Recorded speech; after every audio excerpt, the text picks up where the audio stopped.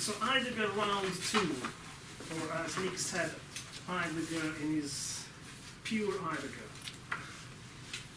Can you see? Okay, I'll try. If I go like this, it's no need to. Today we are looking at the first, well, we begin to look at the first of two lectures that Heidegger gave between 1956 and 57 that concentrate on the notion, on the concept of identity and change it radically. The first one, the one we are looking at today, is the principle of identity. The second one, which goes on to the very scary title of the ontological constitution of metaphysics. Look at that, please.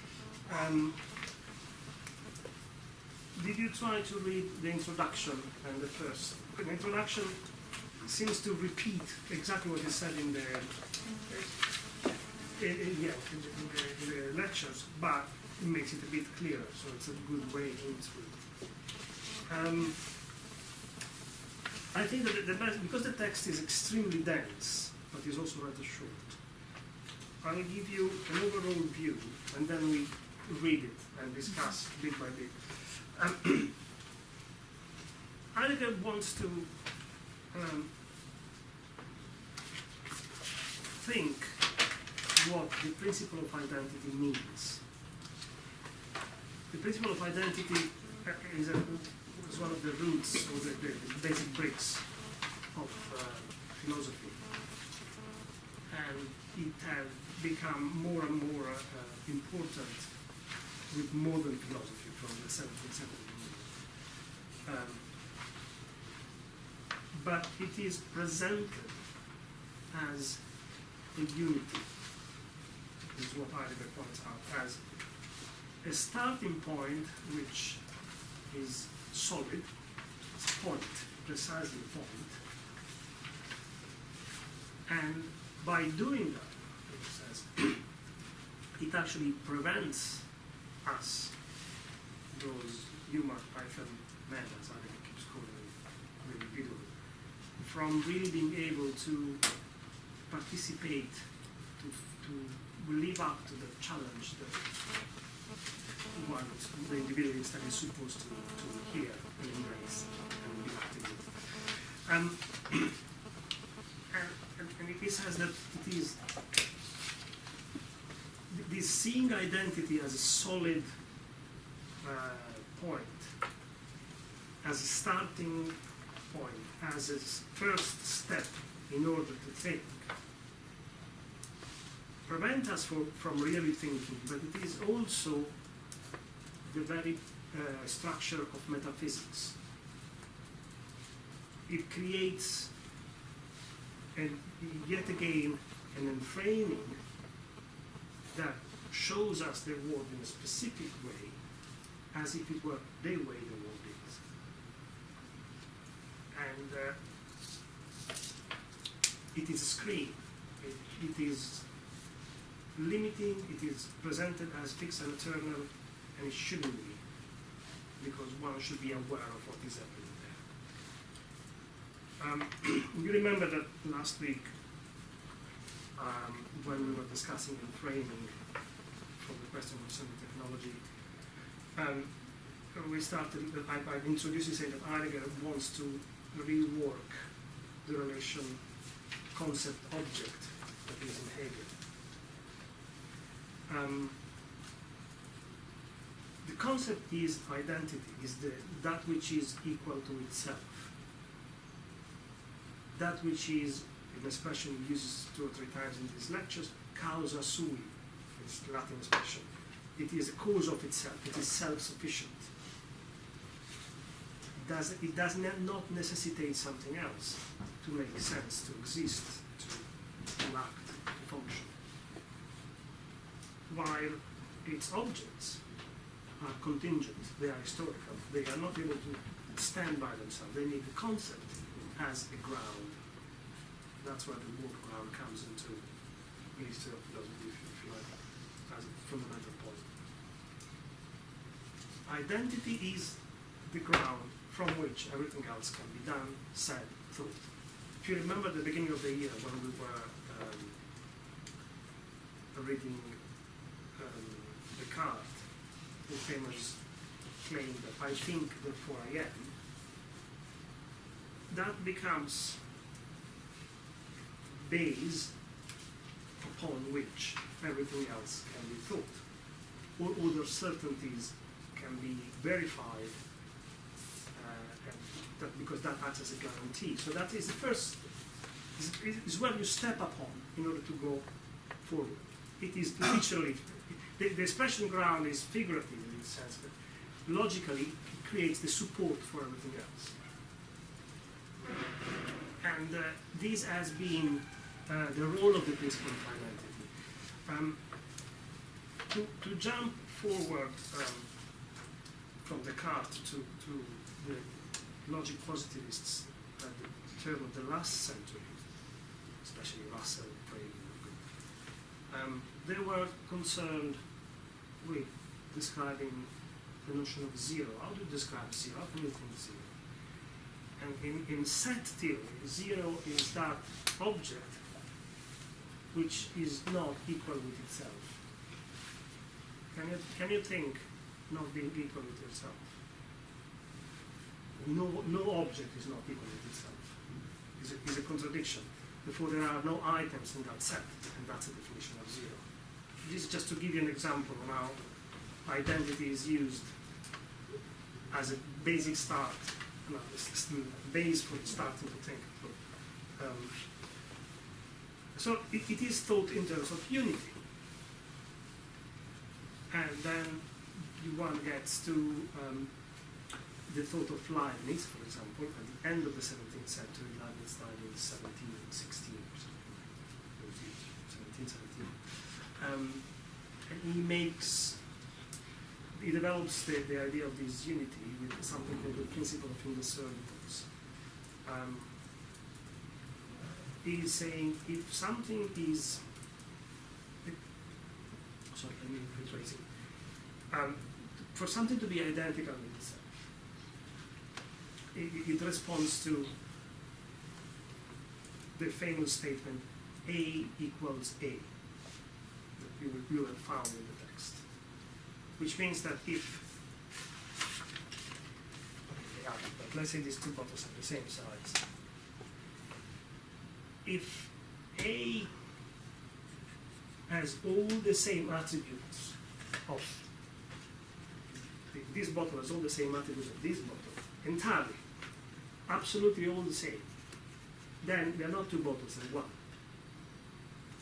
If the description matches perfectly, you do not have two items, you've got one. If they are still two, they are radically different. They are not almost one, because you don't have anything that can keep them together. So and vice versa, even if they are 99.9 periodic, the same, but there is this 0.1 difference, they are radically different.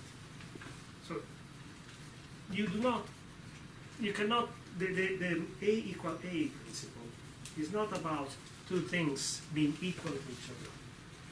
But Heidegger goes on to say, I'm going very fast and we look at it in detail, I'm just trying to give you the whole landscape.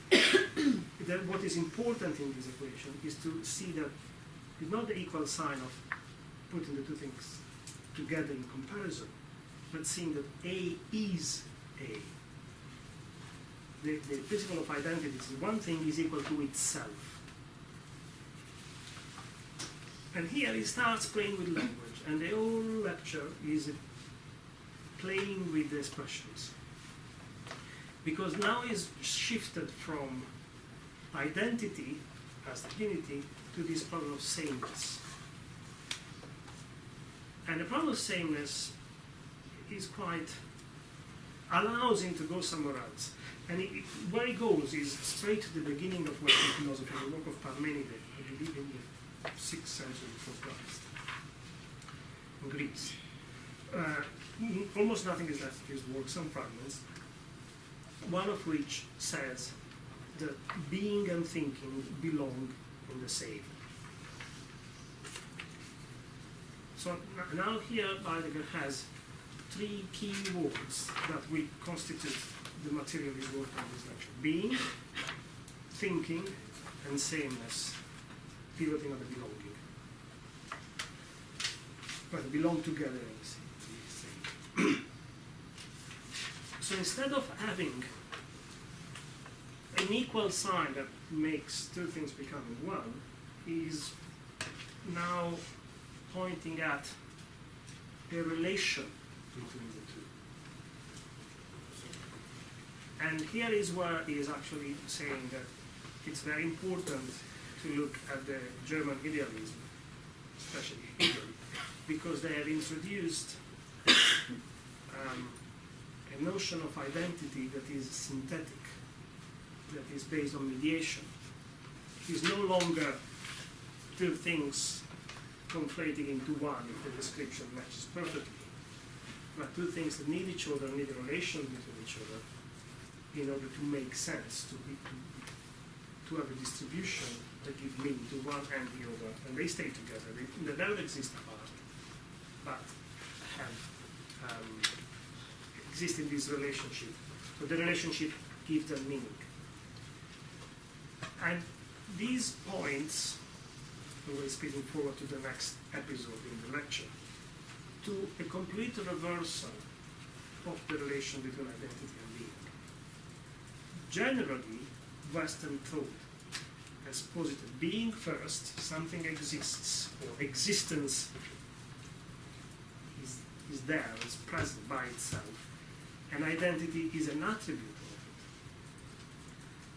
By shifting the attention, by shifting the logical description onto a relational form of identity that comes across our synthesis, it turns this around and it puts identity first.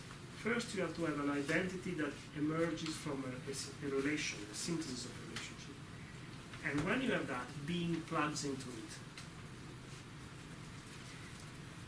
This is the point on which all relational forms of thinking, relational identities, relational aesthetics, relational, all the politics of gender, all that stems from here. Because you're not by itself, by yourself. Something is not by itself, per se, in abstract terms. Something, or better, someone, becomes much more important, exists in a relationship. It is the relationship that gives us an identity. A position versus other people is what gives us an identity. And therefore, we are in function of the relationship. Now, these two moments are not consecutive. Being and thinking, or being and its identity exist together. They belong together. You can never separate the two. But what becomes fundamental is the relation, not the existence first. So if we want to look back quickly at Descartes, instead of assuming that because I think, therefore I am, and once I know that I am, I can go forward and never question things anymore, I have to keep that question, I think, therefore I am, constantly open in answering it and re-questioning everything else. Otherwise, the thing slows down. It's that, it's flat, everything is a piece. Yes. So Heidegger's argument is different to the existentialists as yes. well. Yeah. Because they essentially just look at, that is actually being said in the introduction, which was more of a move. Existentialism, mostly I think of the writing of Camus, the novelist, is a negative stance where you do not find a ground anymore. You find that there is a lack of clear sense, or there is a lack of sense altogether, or Sartre, for example. And therefore things happen a bit at random, and whether they go well or not is randomized. So it's too indeterminate. It sits on nothing. While for Heidegger, it does away with the solidity of one specific ground, but it doesn't destroy the notion of something, a coherence that all things together. But the coherence comes first, and things acquire their meaningful existence, if you like, thanks to the coherence. In the nausea of Sartre, there is a fantastic character that is a side character that is always in the library, is reading, studying constantly. And the main character in the story once speaks with him. He says, "So what are you studying?" So, "I'm studying everything." "What do you study everything?" "Yes, I'm studying everything." "How can you study everything?" "It's very simple. I've started from A, and I'm reading everything in the library. All the A, all the B's, all the C's, I'm halfway through D. So he's just taking away from the curiosity of studying, the importance of culture, the depth of knowledge, all relevance, because it's not really reading what can you find out next to each other in A because it's just surnames. It's just accumulating random notion, random information that you might as well read word by word detached from the page where they are in. There is another fantastic short story in a collection of short stories about the war in Spain for the occupation of France, where there's a partisan that is arrested by the Germans, and they want to know where somebody else is hiding. And these guys points at random, "Oh, such and such is hiding in the cemetery in that tomb." They take him there, and actually the guy is hiding in the tomb, but they just made it up. So destiny sense is unmade in their existences. It's absolutely not what Heidegger aims at. If you like, these images from literature are quite grotesque. He's dead serious, not because dead serious is a character, but because he's absolutely trying to come up with a logic that can justify sense, but does not need a solid knot as a starting point, a solid point as a start. It's funny that said knot, because it is a knot that he's coming up with. It's a synthesis of different things that are together in an indissoluble relationship, but it is a relationship that is pointing out. And he calls this relationship an event, something where things indeed happen. But it's a very special event, he says, for two reasons. One, it is because it is what he calls an event of appropriation. In English, probably the word game produces resonances that are not in German. There is an interesting footnote about appropriation that describes the translation. Erechnis? Yeah. Well, it has to do with experience in German, but also with some meaning that sounds like coming into your own, almost fulfilling something. In English, it sounds like reciprocal or mutual appropriation, reciprocal capture. Two things, almost like a symbiotic form of life is taking place here. But as an event, it is also an event that happens, he says, in the singular. It's not uniquely, not in the singular, uniquely as in, it is the expanding of the very universe we are in.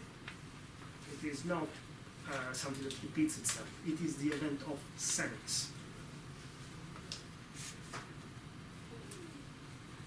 And this event of sense leads or opens up the way to what Heidegger says it is thinking, which is not philosophy. Philosophy is trapped inside metaphysics, or it has produced metaphysics. Philosophy traps thought because it keeps thinking in terms of calculations, in terms of understanding, in terms of planning ahead. There is an old paragraph on technology which very much echoes what we read last week about the question concerning technology. Something that sees the world through the frame of standing reserve, sees the world and sees thought as the tool that will help us calculate and plan our movement in the world. Instead, what Heidegger points at is something that he calls more original or more authentic. Authentic is the word he uses, where the relationship between beings, small b, contingent historical beings, that is, sub-individuals, humans, and being with a capital B, comes to emerges in all of its splendor, he says, in all of its glory, in all of its importance, because it is what gives sense to it. But in order to get to this epiphany, in a certain way, if you like, it is necessary to make a very special kind of move, Heidegger says. He says you cannot get there by painful, slow, step-by-step thought, calculation, study. No, it says you've got to spring and let go. You have to let go of all the rationality we've been used to and jump out of that form of framing. And he said, but where are we jumping with this? Because it's very important, because if we jump still thinking in the same terms of rationality, we fall in an abyss. But if we let go of that, if we let go of that expectation of control, planning, thinking in linear terms, and we embrace this relationship where identity is built mutually, so we can never exist without either of this part of the relationship. It is the weaving of a net that keeps us both afloat together in not on a sea of something, but on an abyss. If one is able to accept that, then sense can emerge, and one can use it and move with that. If you don't, you just precipitate forever. That's it, it's finished. So, and this is the meaning he gives to that expression he had borrowed from Parmenides. Being and thinking belong into the same. The same is not a place that pre-exists, but is the relationship that they create by opening to each other, listening to each other, feeling attuned with each other. Johnny often uses an expression that I found over time more and more poignant visually. He says, with Heidegger, one goes from thinking in points to thinking in fields. As in all areas are already open and distributed, and where relationships are in place. Without relationships, there is no identity. There is no, at this point, no existence, because being is in function of identity and vice versa. Do you start hearing some echoes between these, for example, and Foucault's notion of the histories?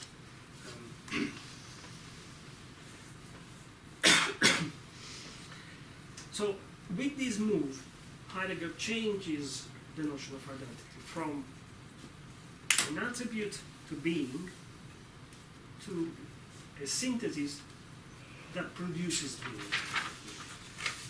Don't think of it as two separated terms, one coming after the other, because they are completely simultaneous. But he shifts the emphasis onto the belonging, the relation, and their identity emerges. And therefore we have being.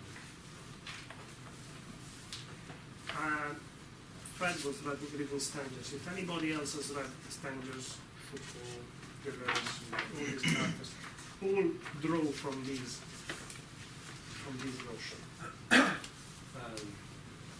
that the relation is what is generative, rather than generative is a very important word, because if instead one thinks that being offers the ground, then all of us, all that is happening, is an instance of that being, and therefore represents being. So we would then have a logic of representation, where everything is already contained into the abstract principle, and we are the tensions of it. What is instead pointing at is turning this vertical logic which roots history into a fixed, eternal, ahistorical concept. It turns it horizontally and links everything together, and it is the network created that supports sense.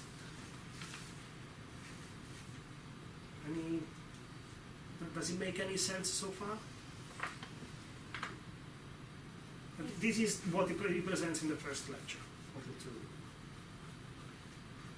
In the second, he will concentrate on the space between beings and being, and that difference will then be recognized as being itself.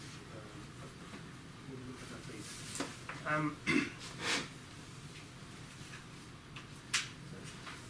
Something I struggle with is Heidegger looking for a natural experience of being.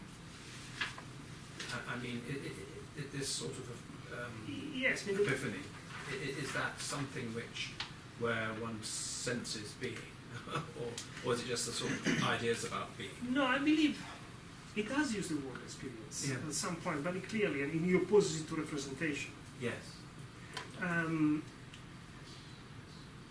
Maybe it's important to think that, although this is written almost at the end of his career, Heidegger was a student of Husserl, who was a phenomenologist, who therefore looked at experience as the way to encounter the world. But it was an experience, as we understand it in later, an experience of the senses, structured by the culture.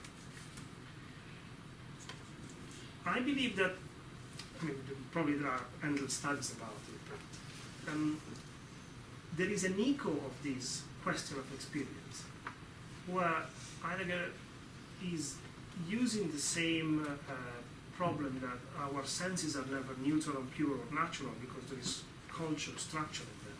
And says, well, if we could really take away culture for good, what do we find? We don't find being in itself in its pure state, because it is actually still a cultural construct. What we find is a relationship.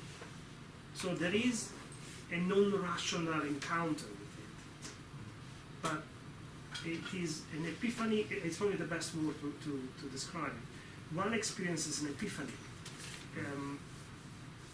not in terms of physical, tangible experience. It's beyond or outside the distinction of senses and reason, or religious or not religious, because it is that authentic which has been silenced, forgotten. The word oblivion comes into it. It is the nature of metaphysics to make us forget that there is a relationship there. And I think another thing, something that confuses me, is the way the word sense is used, because sometimes, sometimes sense is about sensation, and sometimes it's about sort of making sense. Yes, I use it in the sense of making sense. Right. And Deleuze, I borrowed it from Deleuze, Yes. in this sense. But here too, I mean, the belonging. Heidegger uses the expression constellation. Man and being find themselves distributed in a constellation. In the constellation, it's an interesting image, if you like, because constellations are plural, many, and they do not have a specific structure. You can have a constellation with 3, 7, 17 stars. They do not have one way of being arranged, but they are arranged. And they are arranged, and they play with this fine relationship, which is gravity, which keeps them together, although moving. And it remains a constellation. It is and remains a constellation as long as these elements gravitate around each other. So, in this sense, the sense is the way it is used in French that it is cannot translate into English, implies both meaning and having a direction. Things come onto existence because they are together. And that does not mean that they're simply there together. they have values, they have meanings, they do things and they don't do others. There is a territorialization. There is a here and a there, before and after in the relationship. This is what the relationship constitutes. The being together, the belonging together, creates a network, not the network. And as such, it creates a set of values, a set of expectations, a set of colors, a set of moods, of desires, a certain kind of sensuality, and not others. It can be, it's open, it can have any you want, but the configuration is generative because it has moved away from the concept of having an external fixed background that acts as a reference point out of which one grows the parameters. This is a detail which we have got to later on, but to answer this your question on the use of sense.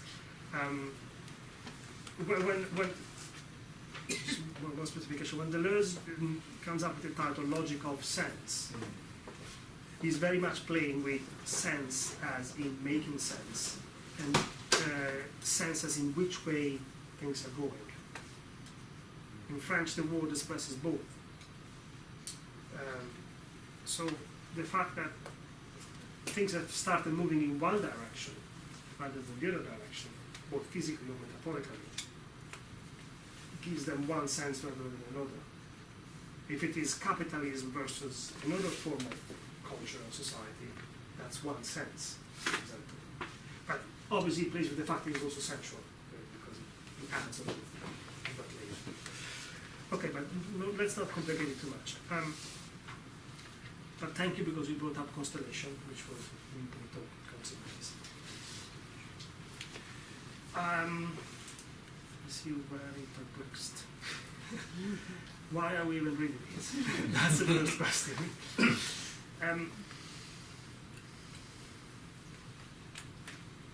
Well, the easy answer is that is a pivotal moment in the history of thought in the Western, but in the West, but that's not enough in art school. It is a key to, at least for me, to think a very different way of being with work. If one would still think of an external and eternal background that is there and already has it all in principle, then we can only represent these things with what we're doing. There would be no room for invention. It would be like moving on a map with all the neatly drawn the parallel and the globe. Longitude and latitude.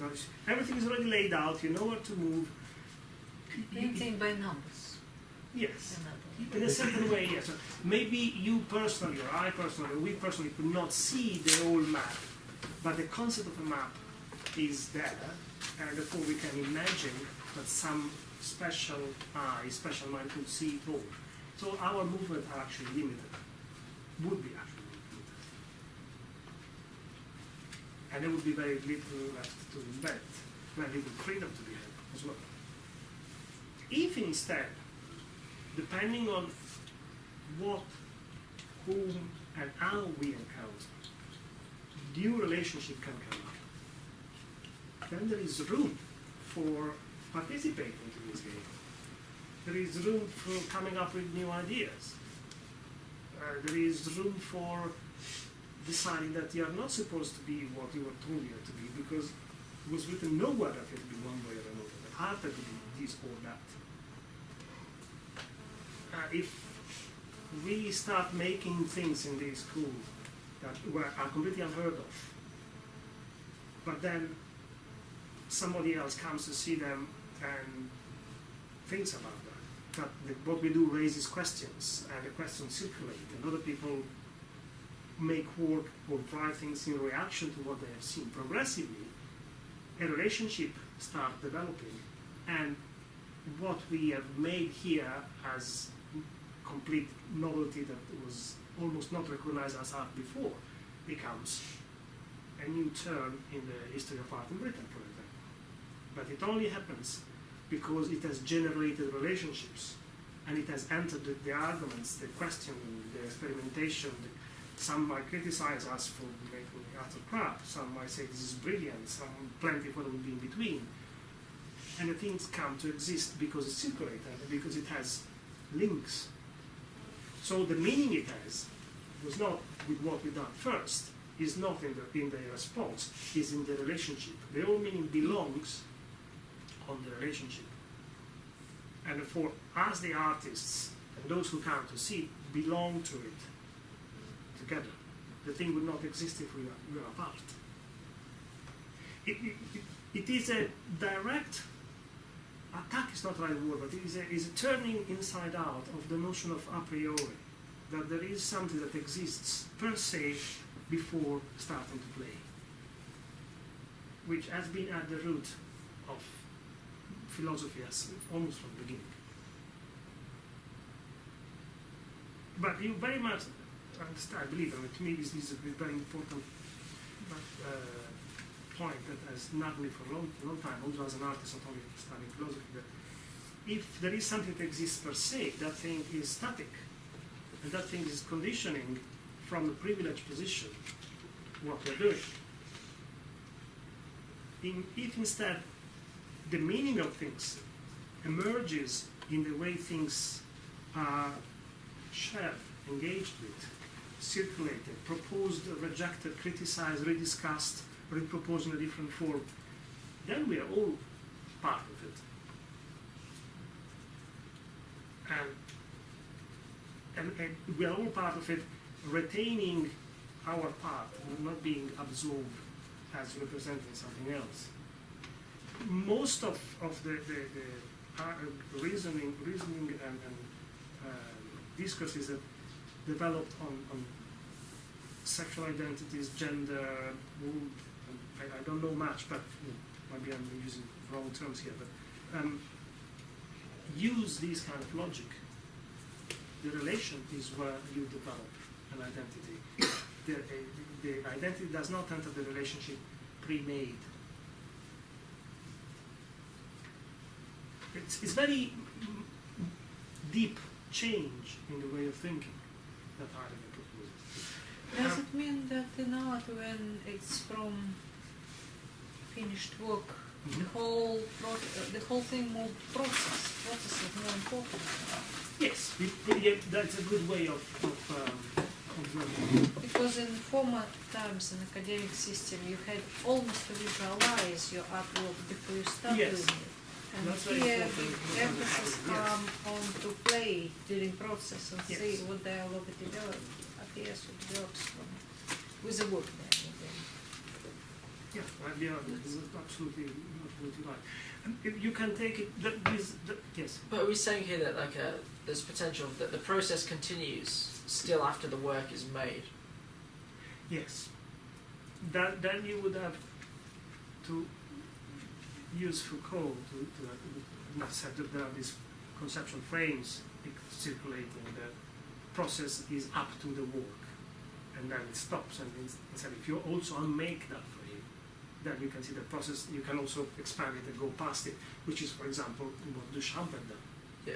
The gesture. Giacometti, he did put his drawings, which all about process rather than anything else, because it's so much rubbing, about 28 different frames you can see, and they all look slightly different, but the same model and the same problem.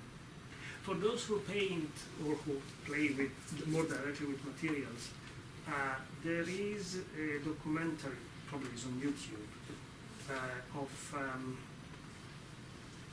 Picasso working on some big canvas. One is Guernica, but those are just photographs. But there is something that is filmed. It follows the process So he has some sketches first, which are separate. Then he assembles them on the canvas. And the canvas is as big as that one there. Then he paints on it for quite a while. Then there are things he's not happy with. So he put sheets of newspaper over the parts he doesn't like, paints them partially grey, adds new parts of the painting on that.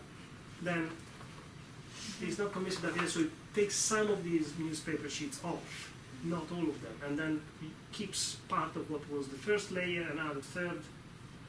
So once he's how the whole thing processes, and the final bit somehow becomes far more interesting because of the process that one has seen. However, and this is very, very, very important, these might go in the direction of an Hegelian synthesis that keeps all of its history inside, but it is surrounded by a fixed subject, a fixed identity that contains it all. So the final piece in this process of Picasso painting is what counts, and having seen the process somehow makes it one understands better how it came to be, but the final piece is what counts.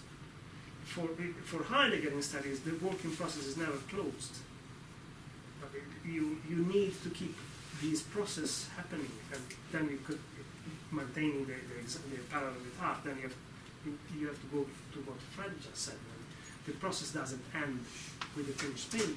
You need to continue to see all the people that look at it, what they think, what they say, all the artists that look at the painting, react, imitate it, reject it, go somewhere else. So you need it as a continuous. This is why the notion of triangle brought in: artwork, artist, and work.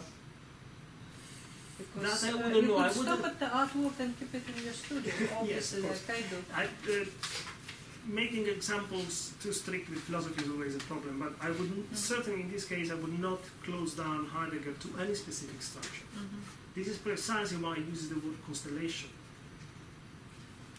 Isn't similar with what Deleuze talks about the reason? But the Deleuze's Horizon borrows from this, but it's written 1975, comes out in 1980, so some 30 years later. Okay. But yes, there is a connection, quite direct. Okay, should we try to, unless you have other generic question first.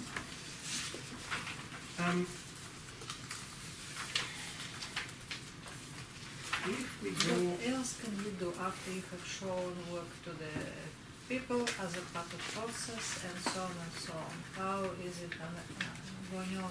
Because process will stop at some Well, point. with the rest of time, arguably, And the context you place it. in every single anything that happens after the process is continued. Joseph Beuys talks about that in his work, that his work's made out of fat and felt and blood and paper, and so it decays. And the colour changes and the content changes and that. Okay, this is choice of materials. If you Even take even in standard painting, there will always be more audiences or more context in which it exists, which is still a continuation of development. Well, not development, but it's still forming new relationships. okay, even when if we consider Even as if it's a in an process, attic and it's someone really- finds it in the attic and it's a new relationship, or it's relationship to the dust, or but also it answered art history. I mean, it is absolutely true that the problems of the painting in the Renaissance and the perspective are not our problems for those who Yeah. paint or for those who deal with images now, but are not our problems, and at the same time it would not be, it would not happen that tomorrow somebody rediscovers perspective all anew and it would be accepted as if it were new, because it already had a moment, it already had affected what was working. So if It's already part of us, It's but we already- don't use it. we don't use need it, but it's there, Yeah. and it has left sort of longer echo, that echo might sort of be fading off. But you can't go back to it as if it didn't happen. Of course. And there are issues even outside painting, with photography, with use of images in general, that still either borrow or take position with reference to that understanding of painting and space that so much organized the Western image of the image, conception of the image, if you like. Yes. Oh, no,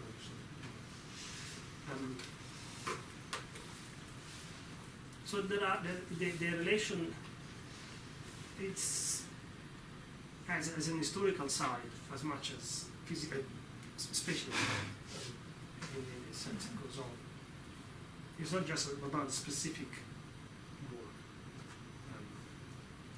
But I think it will become more clear if, after going through the text in particular, can we look at 2 pages on the introduction first?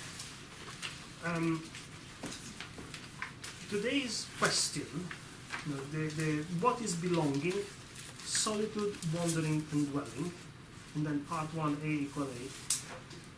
And the considerations that Johnny suggests here are techne, which we looked at in part last week, Dasein, which is going to rekindle in a second, a strange sort of identity comes calling, one without edges, frames, markers.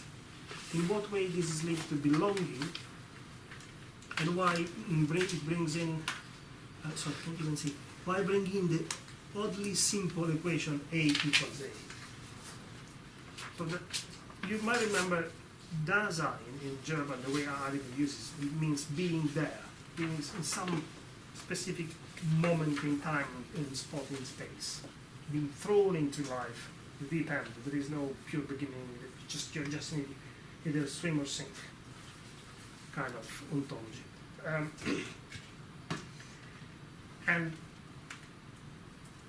yet, on these some other form of identity comes calling. Now, the introduction, page 11. You have all the same edition in front. At the top, who wants to try to read a couple of paragraphs? Nobody? Disappearing in the abyss, right? Just let me clarify. Page 11, it starts at the end of a sentence. No, well, how does Heidegger treat the problem of identity? Second paragraph. Yes, yeah. I've got it. Yeah. I would read from that all the way, well, in the next page too, because it gives a good account of the A equals A first. Okay. You're on. How does Heidegger treat the problem of identity, and in what dimension does this problem now lie, if no longer within the framework of metaphysics, as the problem of the unity of a thing with itself, or as the transcendentally mediated unity of absolute reflection? Heidegger conceives the problem of identity in such a fundamental way that what is identical, being and man, can only be thought from the nature of identity itself. He begins his exposition by questioning the principle of identity as a principle of thinking. He concludes that the principle of identity presupposes the meaning of identity itself. A principle of thought must also be a principle of being. This also is of course misleading. The principle, to every being as such, there belongs identity, the unity with itself. This is a fundamental characteristic of being of the being of beings. Okay, just we'll stop there. We read it from Heidegger conceives the problem of identity. Yeah. Heidegger conceives the problem of identity in such a fundamental way that what is identical, being and man, can only be thought from the nature of identity itself. Okay. So, what is identical can only be thought of for the notion of identity itself. From here, seems okay, but then he finds a problem. He begins his exposition by questioning the principle of identity as a principle of thinking. He concludes that the principle of identity presupposes the meaning of identity itself. A principle of thought must also be a principle of being. This also is of course misleading. The principle, to every being as such, there belongs identity, the unity with itself.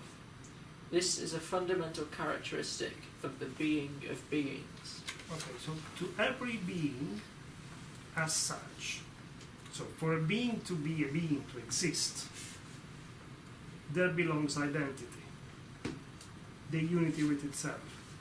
This is where he starts his play with words to progressively alter it and shift it. But in this case, identity is still an attribute to being. Being comes logically first. Does it make sense? So I exist, and then I am one with myself. I am the same as myself. I am Mattia. That's not what Heidegger says in the end. Say it again? Because that's not his final conclusion. No, that's the terms of art. Yeah. Yeah. Just check. But this is what is moving from. Yeah, This is yes, this this is this metaphysics. is the metaphysical Yeah. position, which puts being first. I have existence, neutral, hollow, not hollow, but neutral, pure, with no attributes attached to it. And into it I can plug all the peripherals I want. But I can think of it without any attribute. And this was etymologically the description of God, which is pure existence. And existence is an a priori. Exactly. But it, Sorry, what do you mean by that? In the sense that it exists. prior to Yeah, it exists prior to anything else. identity, to anything. Yeah, Okay. Yeah. It's logically prior to everything else. yeah. Therefore, it supplies a ground. It is the support for everything. The motherboard, if you like.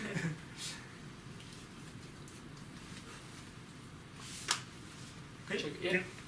Heidegger then questions Parmenides' statement that thought and being are the same, interpreting that statement to mean being belongs together with thought into the same. A equals A has become A is transitively A, and the is now takes on the meaning of belonging together. Heidegger understands the is in identity as the relation of belonging together, and it is this new meaning of identity which concerns him in this lecture. Okay. Does someone else want to read again this sentence? It's very important.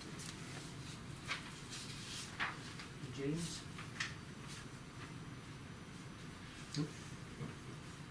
Or someone else? He's asking if you want to- This sentence just right. Being belongs together. Being belongs, yeah. Being belongs together with thought into the same. A equals A has become A is A. And the is now takes on the meaning of belonging together.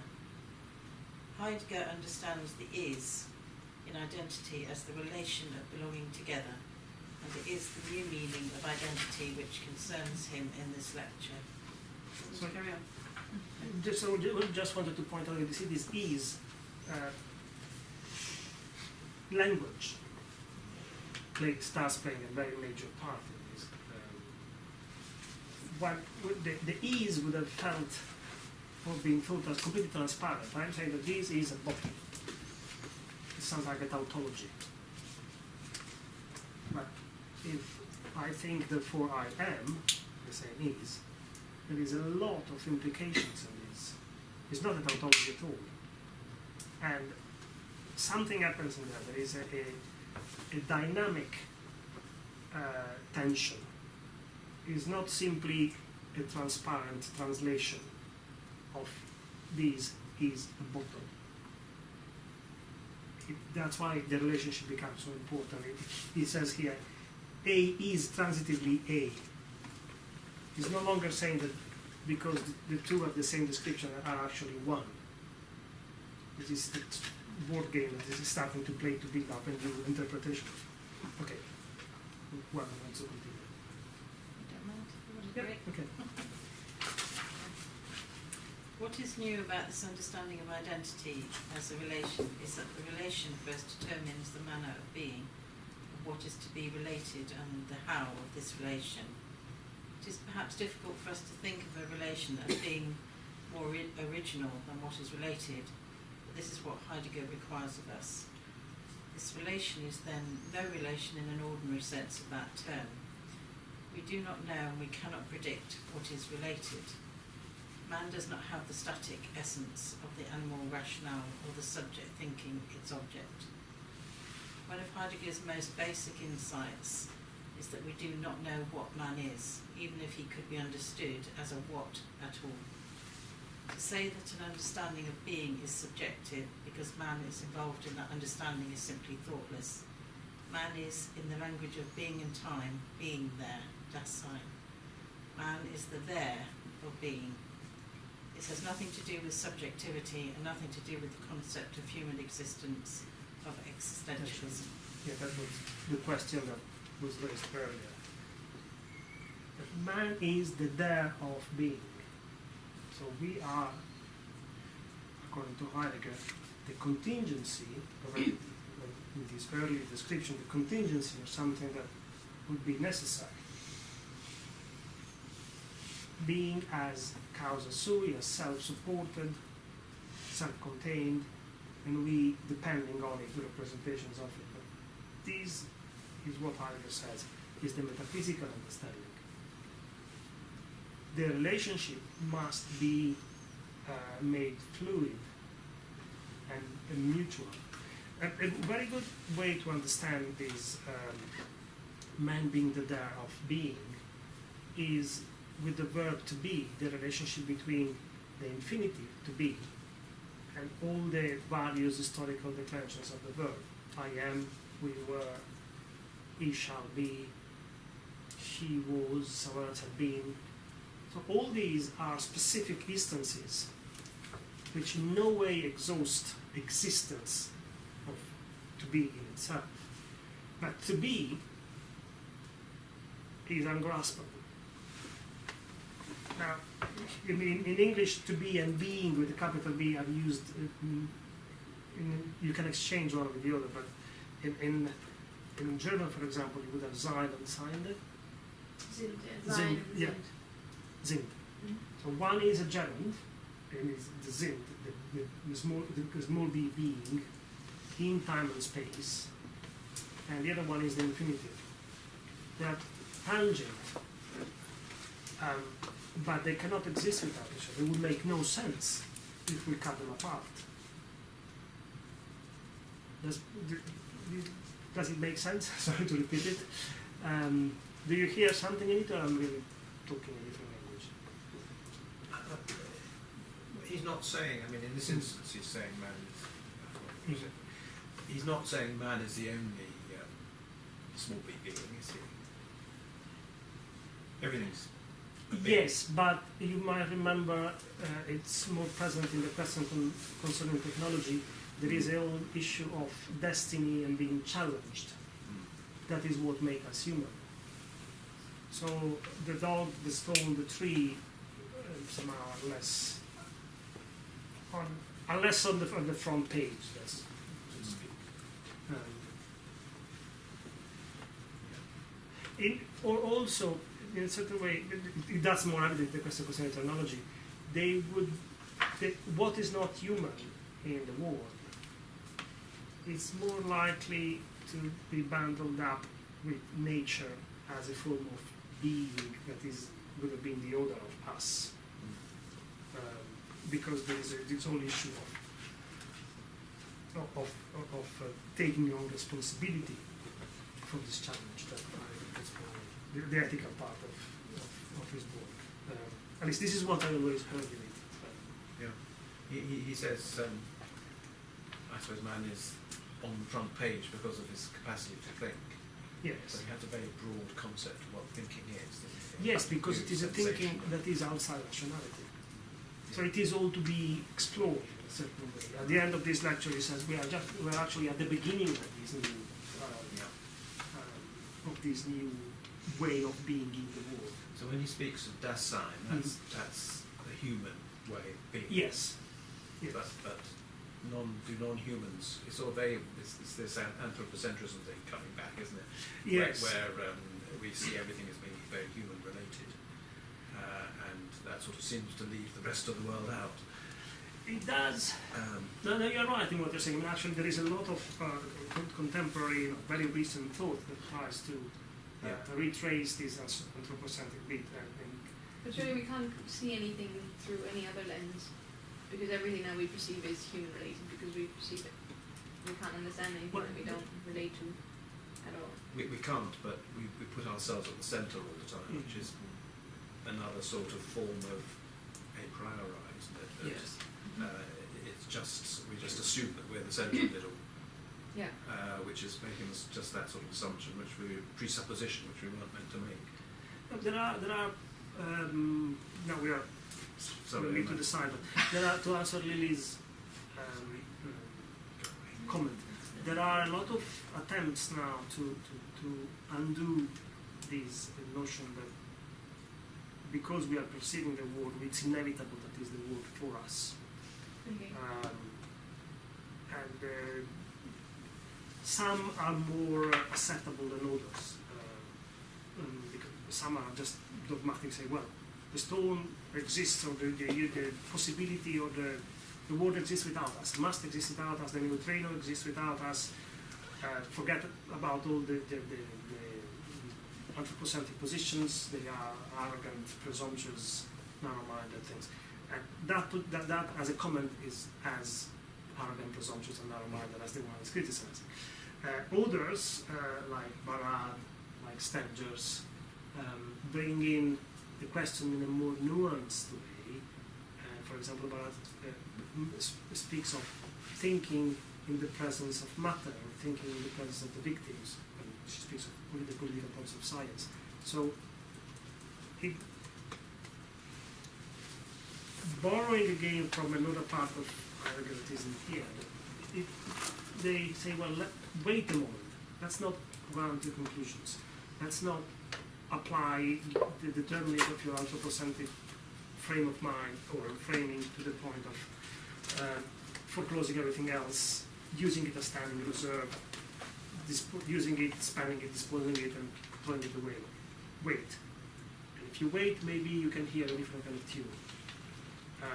Which does not mean that obviously you feel it yourself. There is no way of doing that. But there is a hope that things can be undone a bit. But become too much in one second. Okay, well, the existentialist. Okay, the next paragraph, and then we go to the text. Okay. Identity is belonging together. If the Very element- slowly, because Sorry. this is quite slow. Identity is belonging together.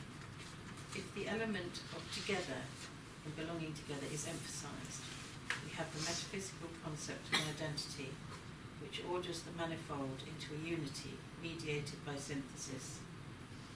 This unity forms a systematic totality of the world, with God or being as the ground, as the first cause and as the highest being. But if the element of belonging in belonging together is emphasized, we have thinking and being held apart, and at the same time held together, not fitted together, in the same. To come closer to an understanding of the belonging together of man and being, we must leave metaphysical thinking, which thinks being exclusively as the cause of beings, and thinks beings primarily as what is caused. But we cannot leave metaphysics by a series of reasoned conclusions. We must simply leap out of it. Leap out of it. Thus the principle, sats, of identity becomes a leap, sats, out of metaphysics. What did you hear in this shift between the two, from the togetherness to the belonging?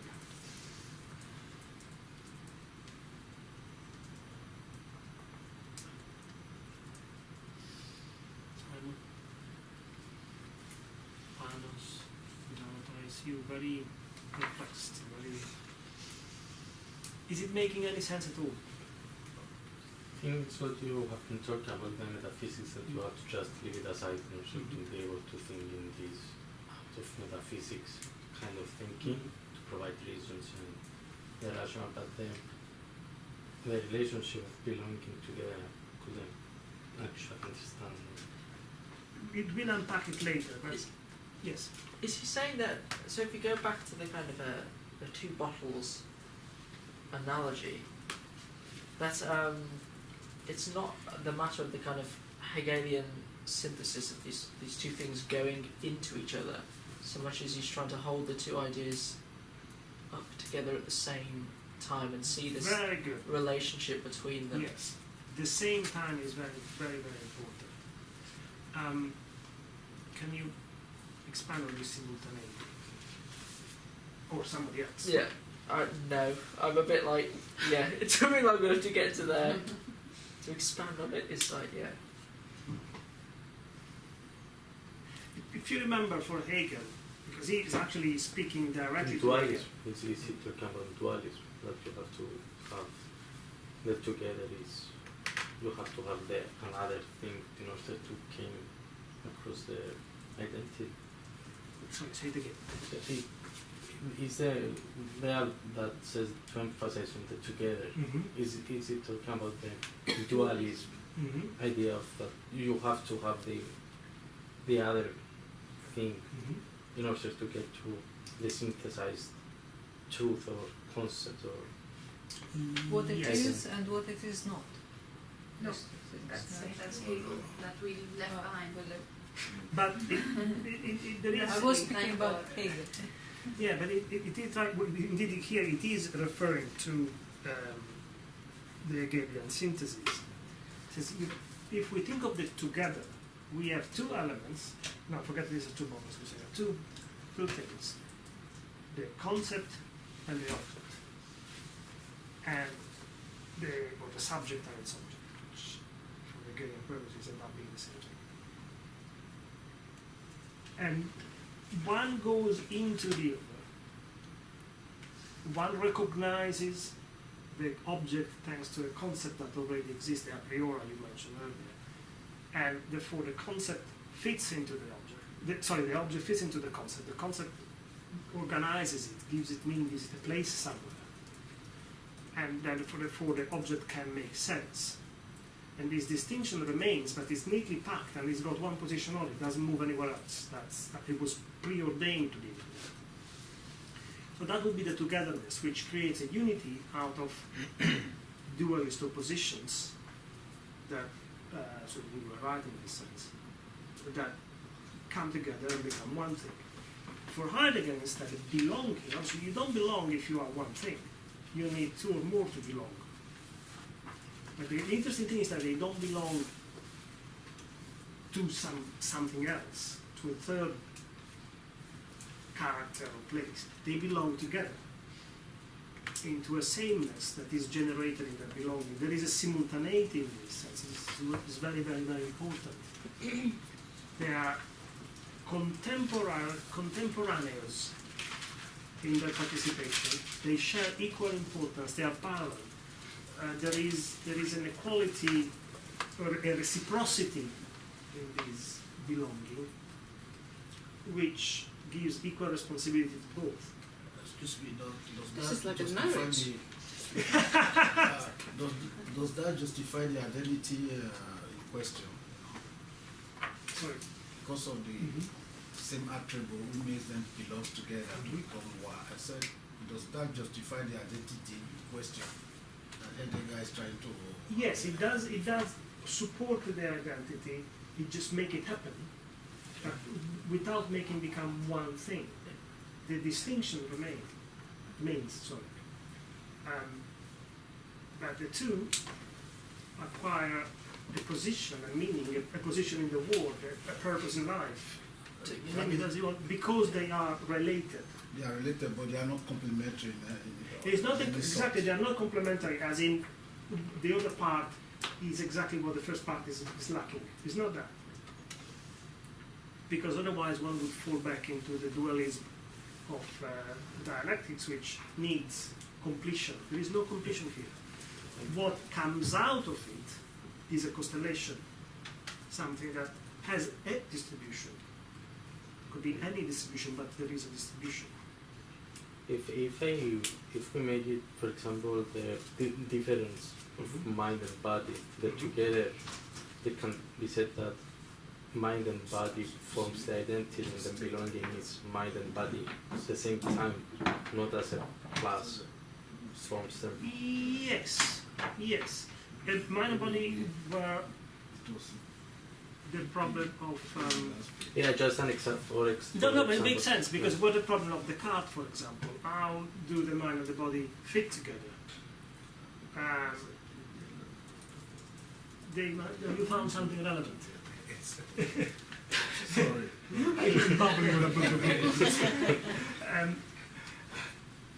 Inspiration. This is a sudden shaft of light. No, Bring it up. I have to refer to the page, in relation to the question I posed, just to Just to find it. see. Descartes was moving from the fact that obviously mind and body are together, but they are also obviously not the same thing. So how they can stay together? And he ended up having to find a third place. He imagines that there is a part of the brain which calls it the pineal gland, which is actually a part of the brain, but probably don't know if that doesn't have this purpose, where that acts as a translator between the two. The perfect needle. And? Perfect needle. The perfect middle. And somehow delays the problem, because then how can that gland actually do the job of translating mind, rex cogito, the thinking thing, into the extended thing of the body? Hegel would have one taken into the other. The body is the odor, the object of the subject, but then the subject realizes that that's me. He needs a two, but he needs a two and makes them one. Heidegger does not make them one. The game remains open. And they don't even produce a third thing. It's in the tension that they acquire meaning. And they can function. They can come into the role. They are mutually appropriating into this event that makes the very interesting and non-composable tension into a person, mind and body. Or that makes the very interesting non-composable tension between the 2D representation and what we see an interesting painting to look at. So are they sort of floating and fluid? Yes. That's the way I read it. Yeah, because they are a constellation, they are moving around each other. Can I just ask, when we're Yeah. saying they, what I'm really lost, I'm sorry. Are we talking, I'm confused. When you're saying they, are you talking about you and me, or me and part of me? Are we talking about Okay. two identities? Heidegger writes in the abstract terms of being. But I see why this is confusing, because we are constantly jumping from being to relationship in successive interpretation. Okay, let's backtrack. And actually, let's go and find the text in his.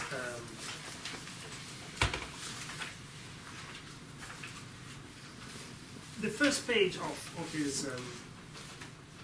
In the first page of the lecture, he speaks of the principle of identity as it has been posed in thought in general, and speaks of A equals A. And the equal is just a matter of logic, because A equals A is supposed to mean that the two A's are overlapping perfectly and be one thing, because A is equal to itself. So they are not two. I like to write it when I go on. I don't want to go through this thing. They are not two, they are one, but they are presented as two.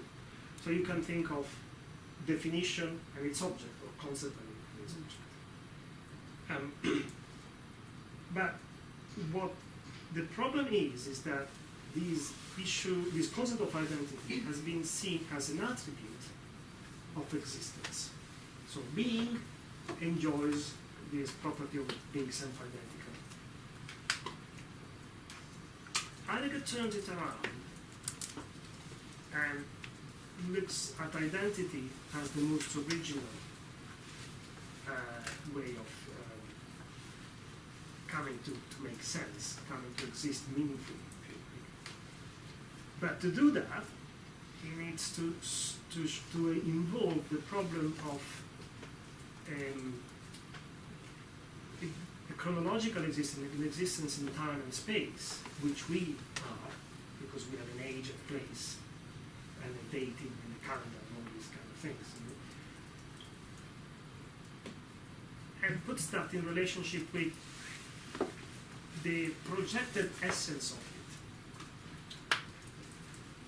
If I am one case of existence and you are another one, and Nadia is the third one, and James is the fourth, and Julie is another one, and Nick and Tom and Lily and so forth. Western thought has always imagined or thought that there is existence per se of which we all participate. So then this is these two become the terms of the game. So from A equals A, where one thing is equal to itself, Heidegger looks at what had been the problem of representation throughout the history of thought. He says, how can I, historical being, born in 1871, and dead in 1976, what's my relationship with everything? Am I an expression of it on which I've got no control because the everything background contains it all and I'm just one option of it, but it existed a priori before? Or the relationship is mutual and I exist thanks to it and it exists thanks to me? But this is the pure form of the relationship. It's then moving out into more more specific examples. Does this answer your question? But That last thing when you said about existing, that makes more sense. But it is because it is part of the shift he operates on this concept of identity. Would you like to read them? Yeah. Just from the beginning, then we go on to someone here. The usual formulation of a principle of identity reads A equals A. Principle of identity is considered the highest principle of thought. We shall try to think about this principle for a while. For this, we should like to find out through this principle what identity is. When thinking attempts to pursue something that has claimed its attention, it may happen that on the way undergoes a change. It is advisable, therefore, that what follows to pay attention to the path of thought rather than to its content. To dwell properly upon the content would simply block the progress of a lecture. What does the formula A equal A state, which is customarily used to represent the principle of identity? The formula expresses the equality of A and A. An equation requires at least two elements. One A is equal to another. Is this what the principle of identity is supposed to mean? Okay, stop a moment. So it's an equation. One thing is equal to another. Pay attention to the words using here. Obviously not. That which is identical in Latin, idem, is in the Greek. Tauto. Translated After. means the same. If someone constantly repeats himself, for example, the plant is a plant, he speaks in a tautology. For something to be the same, one is always enough. Two are not needed, as they are in this case of equality. The formula A equals A speaks of equality. It doesn't define A as the same. A common formulation of the principle of identity thus conceals precisely what the principle is trying to say. A is A. That is, every A is itself the same. Okay, reading last sentence again. The common formulation of a principle of No, identity. sorry, from before, what did you say? The formula A, this The formula A equals A speaks of equality. It doesn't define A as the same. A common formulation of a principle of identity thus conceals precisely what the principle is trying to say. A is A. That is, every A is itself the same. Okay. What do you hear in this? That the formula A equals A conceals that A is A. And then it goes on to say that every A is itself the same. We say that you don't need two, I think he says that earlier, you don't need two pieces that, like with what we've looked at previously, the ways of thinking where you have two pieces which then become one piece through some sort of process. It just says that there's one piece which is itself the same. So you don't need to equate one to the other. You have And where would a relationship go? Here there I is, think yeah. maybe if I'm This- right, it may be the same attribute that gives the same quality, not identity in this sense. You understand? Mhm. So because A is A and AB itself has the same quality. But if one follows this, and this is where it goes to Parmenides, as we anticipated it, one has a solid block of existence with no space inside. It's completely dense, and there is no movement. There is no space for us to be here, detached from each other, because we will be mass with no space between the nucleum and the electron and the atom. Nothing. It's completely compact matter. And Parmenides, in another fragment of his text that is completely lost, writes that being is and not being is not. And everything is, all change or variations or motion is an illusion, because being is. Exactly what it says here. For one thing to be equal to itself, one is enough. You don't need to. You don't need this here. Compact, yeah. But then you have nothing happens. It's solid. So since things actually do happen, how can we go about to explain it logically? Can be contained gratuitous. But if one accepts the question, then one has to know the consequences under these conditions. And this is what he's trying to answer here. So you're right when you say that there is a solid element. You know, While we're circumscribing in this fashion what is identical, we are reminded of an old word by which Plato makes the identical perceptible, a word that points back to a still older word. In the Dialogue of the Sophist, Plato speaks of Stasis, and kinesis. rest and motion. Plato has a strange to say at this point. Ukun, αυτόν, εκαστόν, τι, μεν, τι, ετερόν, έστι, αυτό, δε αυτό, ταύτο. Each one of them is different from the other two, but itself the same for itself. Plato doesn't just say Εκαστόν, αυτό, ταύτο. each itself the same, but says Εκαστόν, αυτό, ταύτο. each itself the same for itself. The dative Γι' αυτό, means each thing itself is returned to itself. Each itself is the same for itself with itself. Our language, like the Greek, offers the advantage of making clear with one and the same word what is identical, and again clarifying that word in the unity of all its various forms. The more fitting formulation of the principle of identity, A equals A, would accordingly mean not only that every A is itself the same, but rather every A is itself the same with itself. Sameness implies the relation of with, that is, a mediation, connection, a synthesis, a unification into a unity. This is why, throughout the history of Western thought, identity appears as unity, but that unity is by no means a stale emptiness of which, in itself, without relation, persists in monotony. However, to get to the point where the relationship of the self with itself, which prevails in that identity, which is already implicitly present very early, emerges as this mediation in a decisive and characteristic way, and An abode is found for this radiant emergence of mediation with an identity. Western thought required more than 2,000 years. At the bottom of There. yeah. Okay, so he has covered the with sort of a longish paragraph, but the history of from Plato, 300 before Christ, to the end of the 19th century, and then when he writes in the middle of the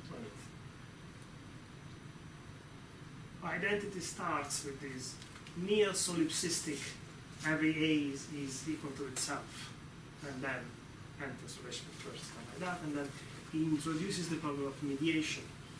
A is not in itself, okay, identity is not in itself a static unity. It's not a closed thing that knows of nothing else because it is completely self-sufficient. It's got dynamics inside, rest and motion, stasis and kinesis. So that each element that is the same to itself, that he quotes from Plato, it is the same to itself, but there is a process in getting to that. And then it says, well, obviously everything points to me. I get a bit of presumption in this text. So everything points to me. After 2,000 years, finally philosophy gets to think the problem properly. That identity needs to be rethought in different terms. This is why the 2,000 years recurs 2 or 3 times in the text. He refers to himself. But in between, and he points out, there is the mediation put forward by Hegelian, or German idealism, Hegel, Fichte, Schelling, which, as we read Hegel, builds identity of something in precise steps, but are all linear steps that were already laid out going towards specific end, the concept sublating all of its objects.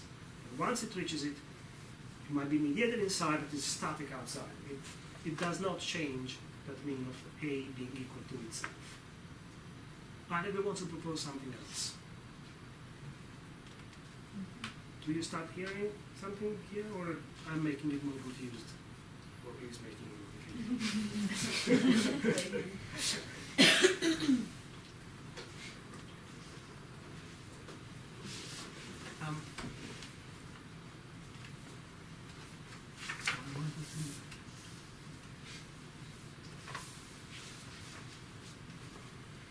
Yes, because we need to get to deeper, but let's start from here. It's not the same page, just a paragraph below. Even in the improved formula, A is A, abstract identity alone appears. Does it get that far? Does the principle of identity really say anything about the nature of identity? No, at least not directly. But rather, the principle already presupposes what identity means and where it belongs. Okay, so the principle of identity as it is used, by saying A, is actually bypassing the problem, because it presupposes what it means by putting forward this unity already made, so to speak. And he wants to see what happens inside this unity. And as he said at the beginning, in the process things will change, so one has to pay attention how the process happens, because what will come out of it is no longer unity but a constellation.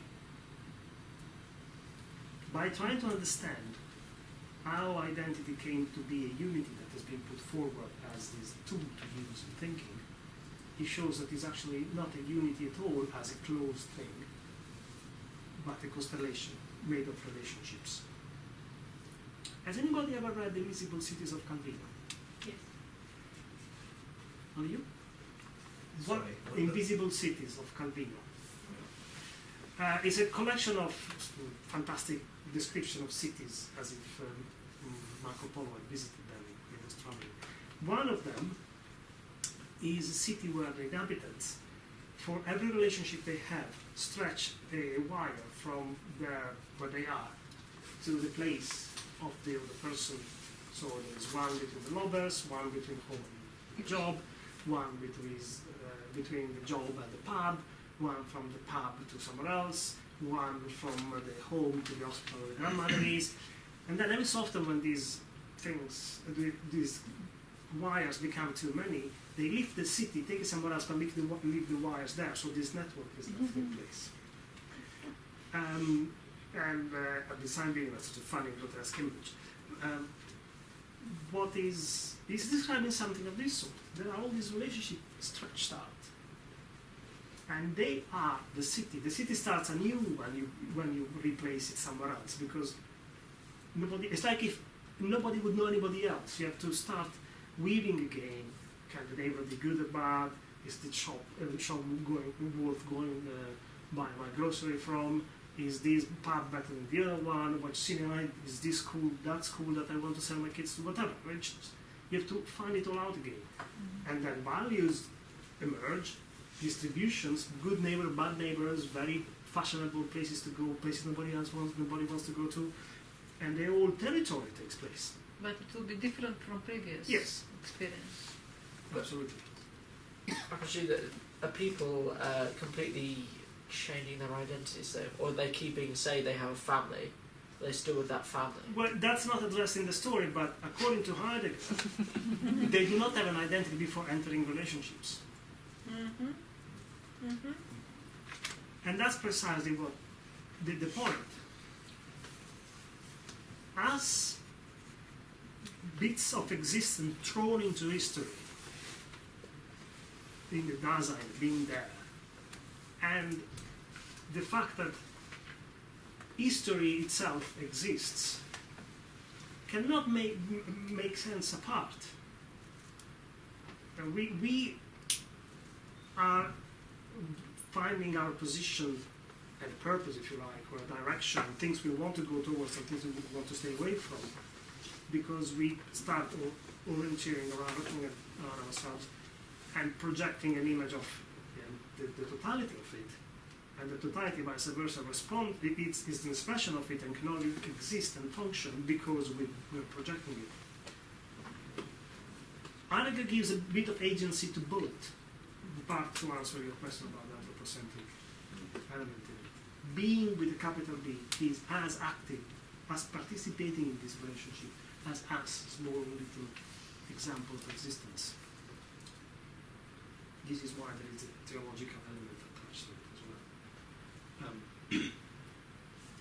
But if you think art and us wanting to be artists, art would not exist if there were no funny characters who want to make things and produce my money, at least not really. And vice versa. Now we know that there is this concept called art, and we engage with it, thinking, well, what can I do with what, in reference to what's been done, that is not just repeating what has been done. And you create a tension. And you know very well that if you do something, that because he's no longer thinking linearly, no longer thinking in terms of progress, if somebody invents something that is too far out of what we know as art, we wouldn't recognize it as such. The invention should always be in a tension that is far enough to raise questions and create problems, but not so far that you recognize it as one. If conceptual art had come a century earlier, it would not have been seen as art. If Duchamp had happened in the Renaissance, it would have been noise. No? So you're saying art has a history. Going back to your city where you sort of move everybody out, you've got to take those relationships with you, haven't you? Because they are yes, that history.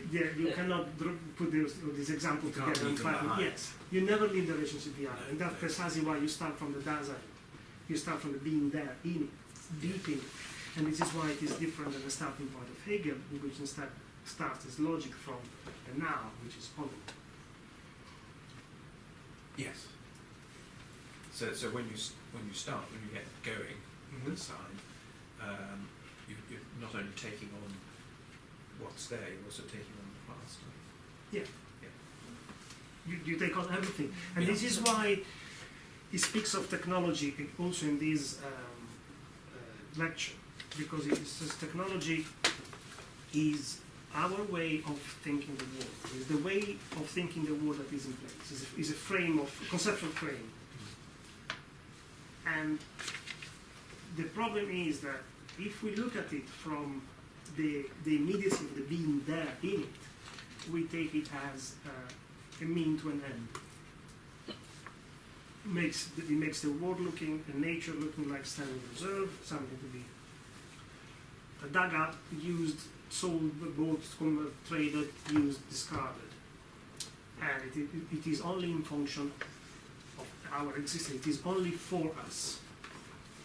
And so if we manage to use this expression in this text to have a clearing of resisting for a bit this consumption process, and we listen to, we attune to it in a different way, then we realize that we are using it because we need it for our existence in a very different way than we are using it as consumption verification process.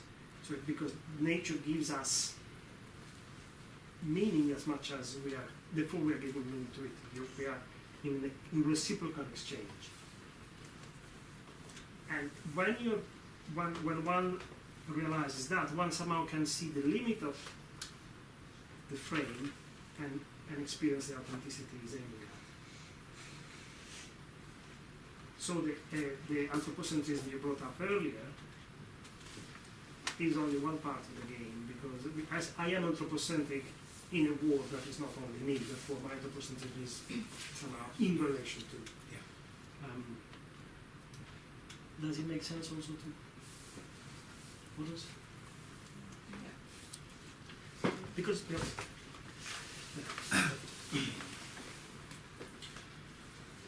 How do we get any information about this presupposition? The principle of identity itself gives it to us. If we listen carefully to its keynote, if we think about that keynote instead of just thoughtlessly mouthing the formula A is A, well, the proposition really is A is A. What do we hear? With this is, the principle tells us how every being is, namely, it itself is the same with itself. The principle of identity speaks of the being of beings. As a law of thought, the principle is valid only insofar as it is the principle of being that reads, to every being as such there belongs identity, unity with itself. Okay. So this last bit is quite dense. Let's break it down. Have you found it? Well, sorry, we're just lost. It's at the top of page 26. Oh, right, we overshot. Enthusiasm. So we left him where he was saying that the principle of identity presupposes something that is suffocated, silenced by the way it is used. Mm-hmm. How do we get any information about this presupposition? The principle of identity itself gives it to us. If we listen carefully to its keynote, it's always pushing these sort of poetic elements into the otherwise strict logic is applied. Now we start trying to feel attuned to something that is not immediately visible, because it has been somehow censored and silenced, suffocated by the framework that is on it. Listen carefully to his keynote. If we think about that keynote instead of just thoughtlessly mouthing the formula A is A. So let's stop repeating the frame that is in place and listen to it really. What is it doing? For the proposition really says A is A. So this link becomes much more dynamic, much more thick. What do we hear? We hear this is the principle.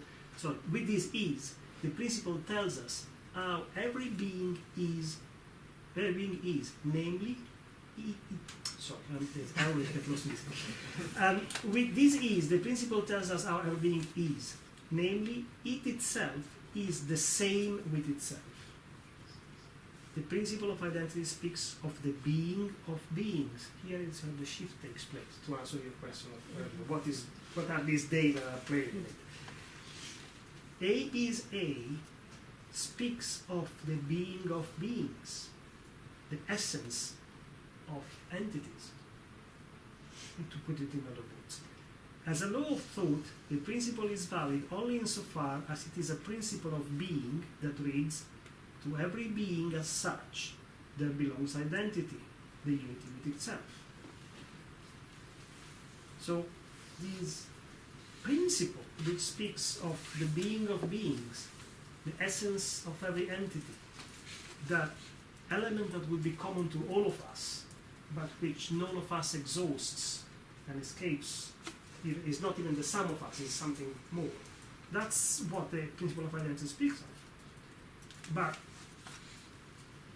what is going to happen here is that instead of taking being with a capital B and making it the ground, the logical starting point, the cause of everything, a solid thing that can exist by itself without us, it is emphasizing the relation between being and beings, between essence and entities, none of which, neither side, not being nor the beings, could exist per se. They need each other. This is why he will then later say they belong together. And once one realizes that the relationship is mutual, and without the relationship is doomed for both, then one has an authentic view of what living in the world means. So is an event of appropriation, of coming into your own, of fulfilling really what the destiny and the responsibility that one has. In the question concerning technology, it is a very ecologist view on ontology, if you like.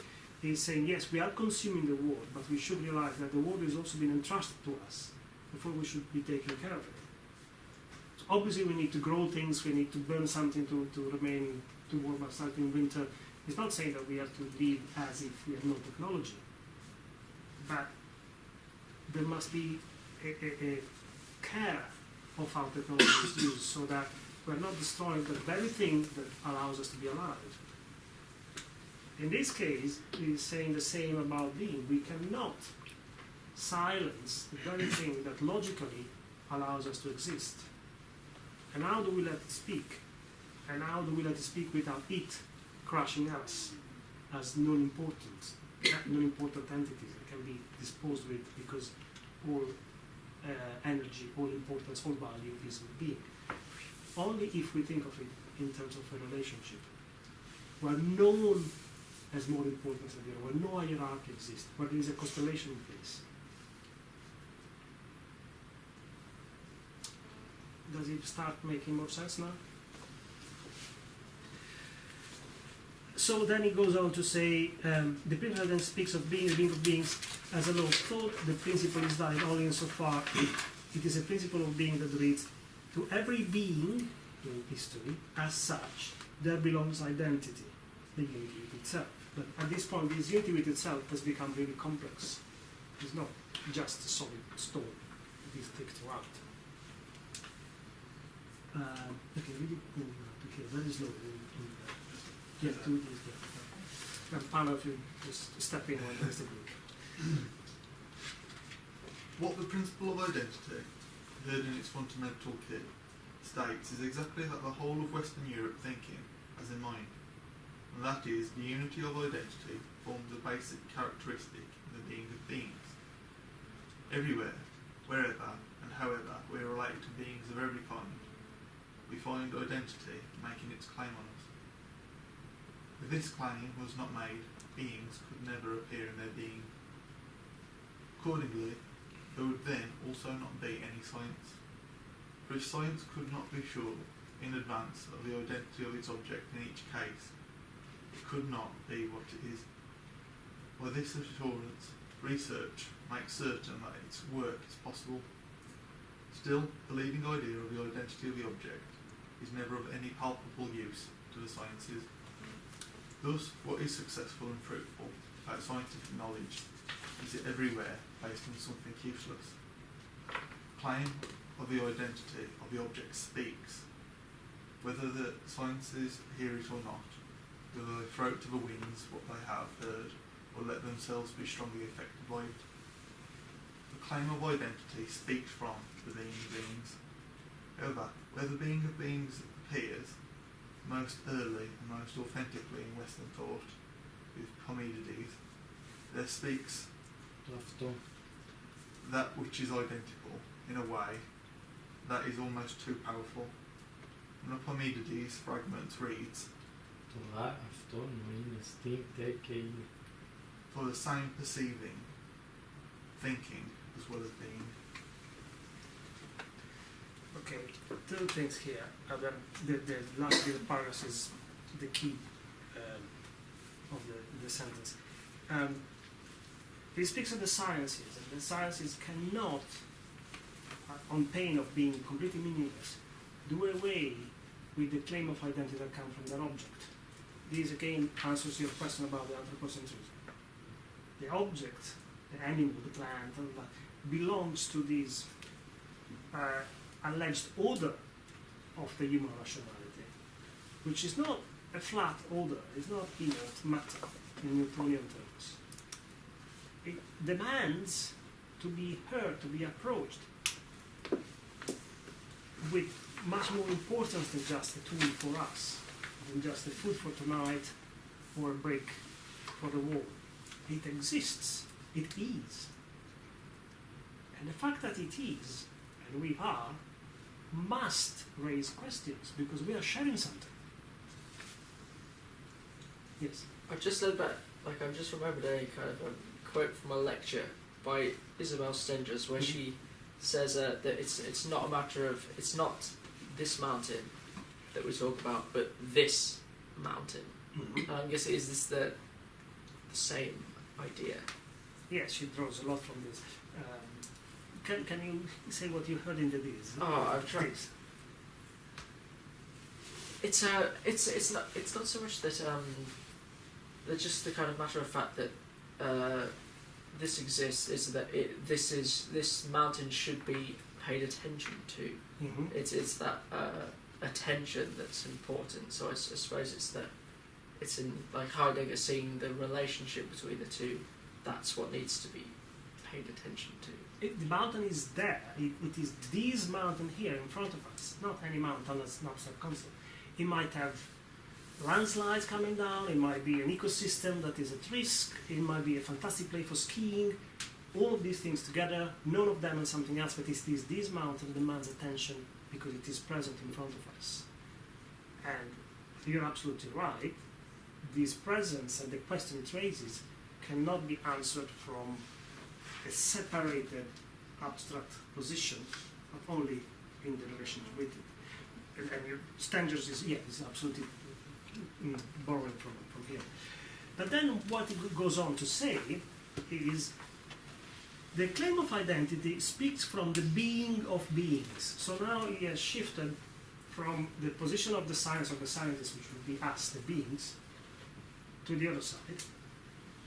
The being of beings. However, where the being of beings appears most early and most authentically in Western thought, in Parmenides, there speak to auto, or to auto, as Pano says, that which is identical, the same, in a way that is almost too powerful.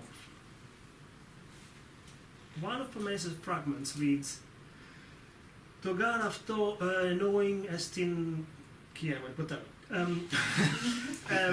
For the same is perceiving as well as being. For the same is thinking as well as being. I never know if here in the translation they missed the is or not, because estin means is. The same is thinking and being. So he has operated a third shift now. Being is the same being with a capital B at the beginning. Now, as small beings, historical little animals running around in existence, are now flattened, or not flattened, but equal with thought, with thinking. So now is the task of the philosopher, or the task of the individual that takes on the responsibility for being in the world, happens through thought, which progressively will come across as not the same thing as philosophy. Oh, you're bringing Johnny to the around making examples. So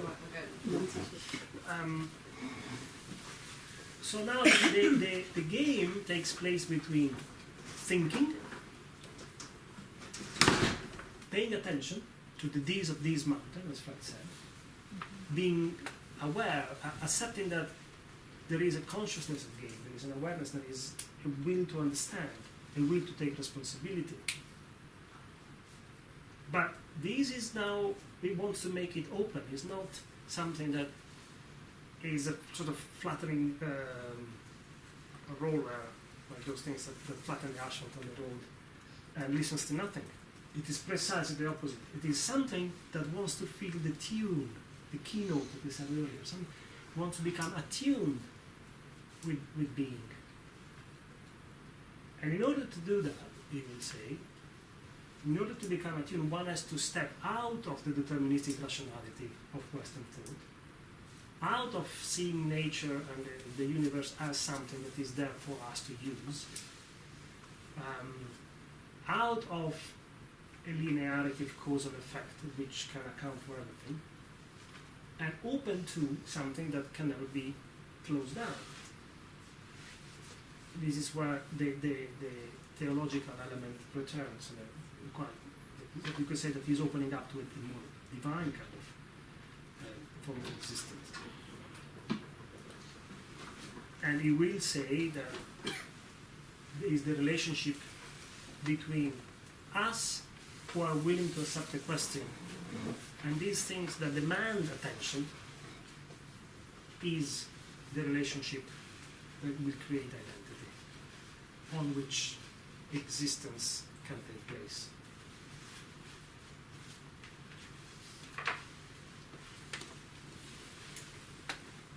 When you're silent, I am afraid that you don't understand. I wasn't clear. Sounds like a shift. Yes, it's a major shift. It's the shift of the 20th century. Is making here. This Western way of thinking, is it a dilemma anyway, in respect of this identity of sorts? Because he said, like he stated there, that the Western way of thinking is a kind of something that is being imposed on us, that presupposes this identity. He said, what is being wrong about this Western way of thinking? Well, for him, you ask him why is wrong, what would be the problem with that? Yeah. Is that is not seeing the wood for the trees, or is having put in place a frame to explain the world, or to organize the world, that prevents us from actually getting in touch with it in a real way.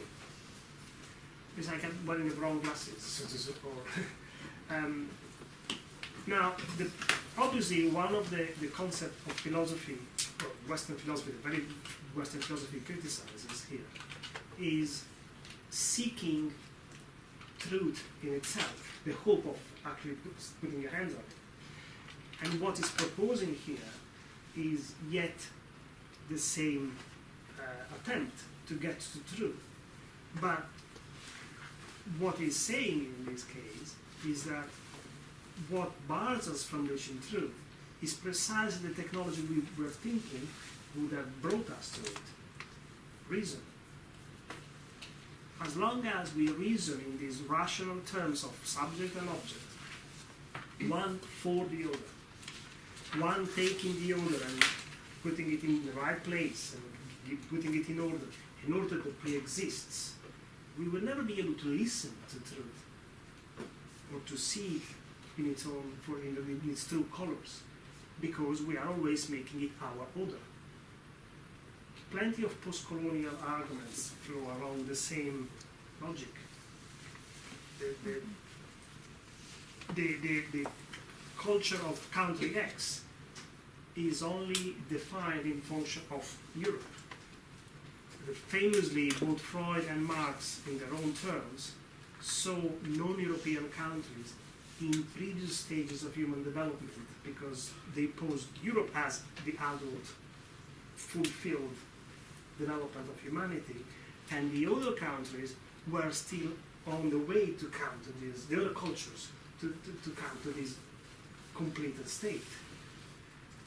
Therefore, cancelling all legitimacy of whatever the other culture was doing, because it was just in function of us, in function of a model of what it means to be human that was valid in the West, not in China or in South America or in Africa or wherever else, or even in smaller places of the same Europe. You see why now? So then the reason becomes the screen that is creating the problem, metaphysics. The metaphysics that has always said, yes, we've got contingent things here, but real truth, the real beginning and end, being of beings, the essence of us entities, is somewhere else. In the second lecture, we will call this the ontotheological, a problem that is common both to ontology and theology. So philosophy and religion have shared the same problem of having put this liveliness in two separated boxes. One us here and one over there, the essence of being or God, apart. If you keep them apart as two separate blocks, you kill them, you kill everything, you're just doomed to be automatons. It is in allowing the relationship to exist in all of its problematic. It's not saying this is an easy position at all.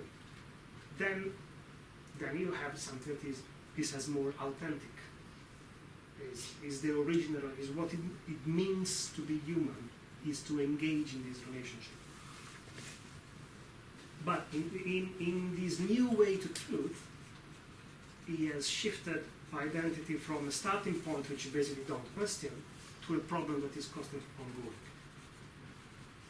And it is discussed if I relate to Tom, if I relate to Nadia, if I relate to Fred, if I relate to Dorota, these are different relationships.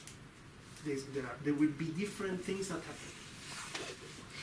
And luckily so, because otherwise we are all supposed to be the same. We would fall in that problem that Adorno had with the concept taking in its object and cancelling, killing everything that doesn't fit. And in a way it's interesting because Heidegger before the war did embrace the Nazi Party, and then he comes up with this idea of actually leaving the relationship entirely open. Yes. So where does Adorno's kind of negative dialectics work within this, or because there are some there are parallel. relations? There are actually quite a few books that try to see where they overlap, what they are. I don't know. I don't have concrete information to give you, but there are a lot of points in common, at least in the way they pose the problem. Yeah. But Adorno tears Heidegger apart whenever he can. Yes. Really feels betrayed by him, from what I've read. Yes, but not only Adorno, a lot of thinkers that come from the Marxist line of thinking attack Heidegger for being deeply irrational. But also for not providing when he promises, because he promises a way of thinking that's different and he doesn't. No, because he leaves it open. Give an effective one, yeah. He doesn't give a conclusion. Indeed, in the second lecture of this book, he almost announces a defeat at the end, because he's saying the problem is that the very language we're using, our framework for thinking, has deeply embedded in it all the concept of keeping beings and being separate. So how can we actually speak of a different kind of identity? Or how can we actually speak of this relation? And there is where it goes to poetry, it goes to art, which I find equally annoying because then it points them out as the orders of rationality again. And so it is true, but it poses the problem in a very interesting way to develop. You're right, Adorno criticizes him and the problem is there. Also because as long as he's saying that there is a more authentic way somewhere, he is still returning to the notion of there is one truth to reach. Yeah. And what is done, yeah.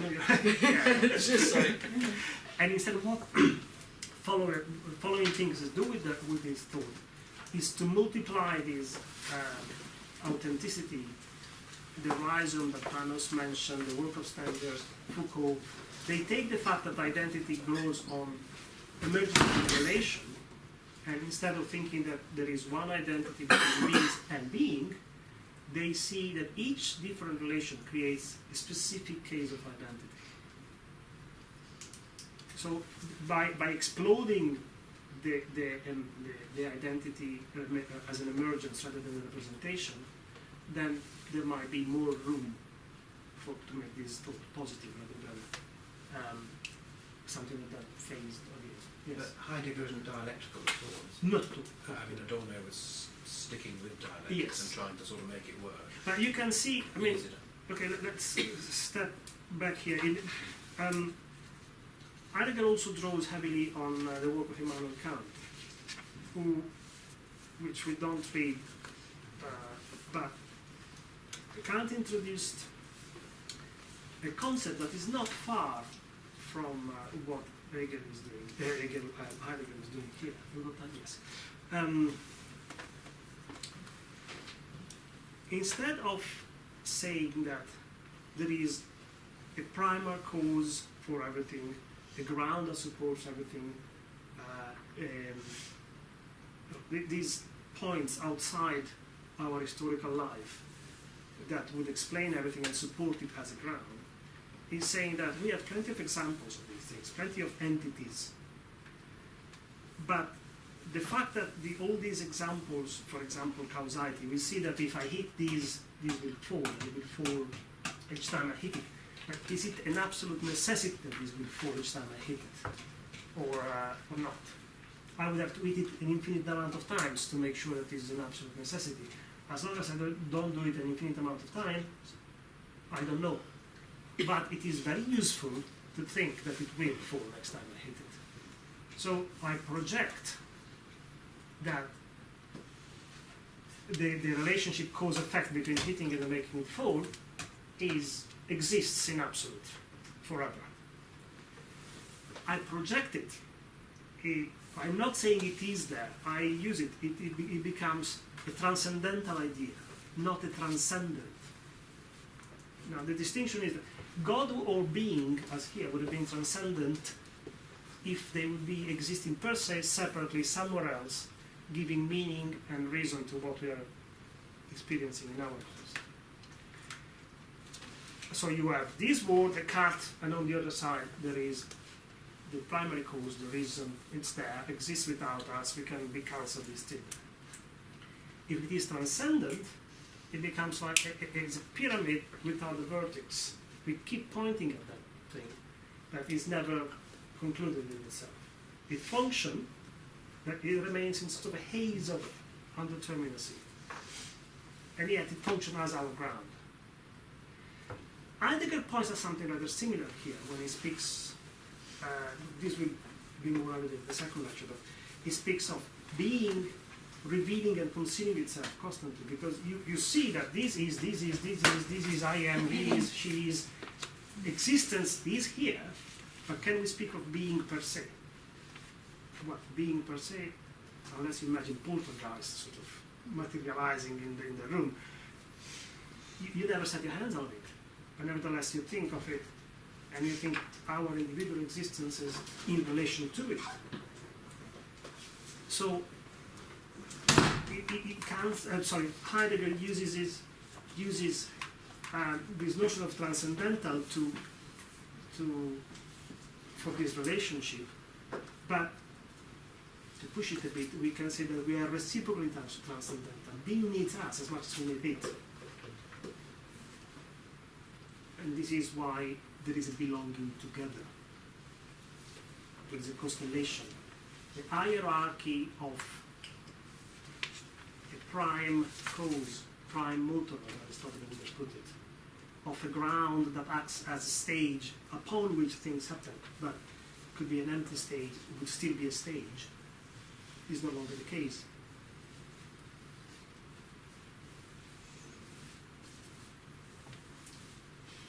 Missed a bit there. Sorry.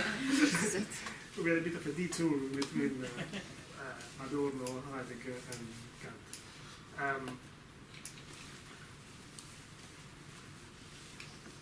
Like, probably we can almost leave it here tonight because I see it a bit fried. But what is happening here is something mutual. Good word. And something mutual, as Fred said earlier, requires a simultaneity, a co-presence.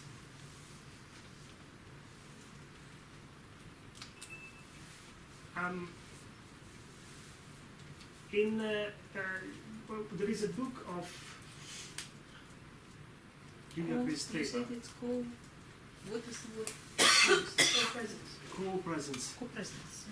There is a book of another philosopher called Julia Kristeva who speaks of the Arch of Alliance in Judaism. The box is supposed to contain the sacred scrolls, and there are two eagles guarding it, with the wings closed in front of them like this. The two eagles are facing each other, and the wings are almost touching, but they are not touching.